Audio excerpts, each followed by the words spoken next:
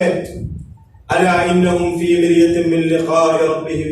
സൂറത്തുൽ ഫുസ്സിലത്തിന്റെ അവസാനത്തെ ആയത്തിൽ അല്ലാഹു പറയുകയാണ്, അറിയുക ഈ നിഷേധികൾ അവരുടെ റബ്ബിനെ കണ്ടുമുട്ടുന്ന കാര്യത്തിൽ സംശയത്തിലാണ്. അലാ ഇന്നഹും, തീർച്ചയായും അവർ, ഫീ മിരിയത്തിൻ, അവർ സംശയത്തിലാണ്, മിൻ ലിഖാഇ റബ്ബിഹിം, അവരുടെ റബ്ബിനെ കണ്ടുമുട്ടുന്ന കാര്യത്തിൽ. അലാ ഇന്നഹു ബികുല്ലി ഷൈഇൻ മുഹീത്, അറിയുക അല്ലാഹു എല്ലാ കാര്യങ്ങളെ കുറിച്ചും വിശാലമായും വലയം ചെയ്തിട്ടുള്ള അറിവുള്ളവനാകുന്നു. സത്യവിശ്വാസികളാകട്ടെ അലിഫ് ലാം മീം ദാലികൽ കിതാബ് ലാ റൈബ ഫീഹി ഹുദൽ ലിൽ മുത്തഖീൻ, ഇതാകുന്നു ഗ്രന്ഥം, അതിൽ സംശയമില്ല, മുത്തഖീങ്ങൾക്ക് അതിൽ ഹുദയുണ്ട്.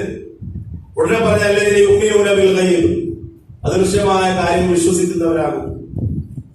യുഖീമുന സ്വലാത്ത വയുതൂന സകാത്ത വമാ റസഖനാഹും യുൻഫിഖൂൻ വല്ലദീന യുമിനൂന ബിമാ ഉൻസില ഇലൈക വമാ ഉൻസില മിൻ ഖബ്ലിക വബിൽ ആഖിറതി ഹും യൂഖിനൂൻ.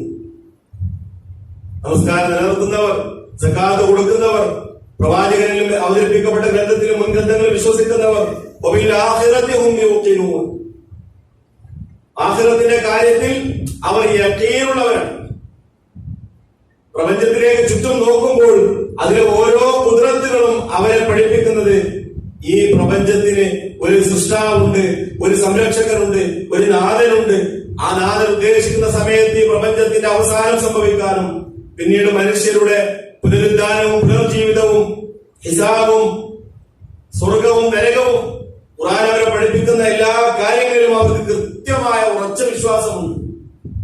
നേരത്തെ പറഞ്ഞ വളരെ ചെറിയ മനുഷ്യന്റെ ബുദ്ധിയിലൂടെ എത്തിപ്പിടിച്ച ശാസ്ത്രീയമായ സത്യങ്ങളും അതിന്റെ പഠനങ്ങളും വെച്ച് പരിശോധിച്ചാൽ പോലും ഈ വിശുദ്ധ ഖുർആനിൽ ഒരിക്കലും ഒരു തെറ്റായ അല്ലെങ്കിൽ ഒരു അബദ്ധമില്ല എന്ന് ബോധ്യപ്പെട്ടിട്ടുണ്ടെങ്കിൽ മനുഷ്യരുടെ ബുദ്ധിക്കോ ചിന്തക്കോ എത്തിപ്പിടിക്കാൻ പറ്റാത്ത മേഖലകളെ കുറിച്ച് ഖുർആൻ പറയുമ്പോൾ അത് അള്ളാഹുവിന്റെ കലാമാണെന്ന് ഉറപ്പിച്ച ഒരു വിശ്വാസിക്ക് പിന്നെ അവിടെ രണ്ടാമതൊന്ന് ചിന്തിക്കേണ്ട കാര്യം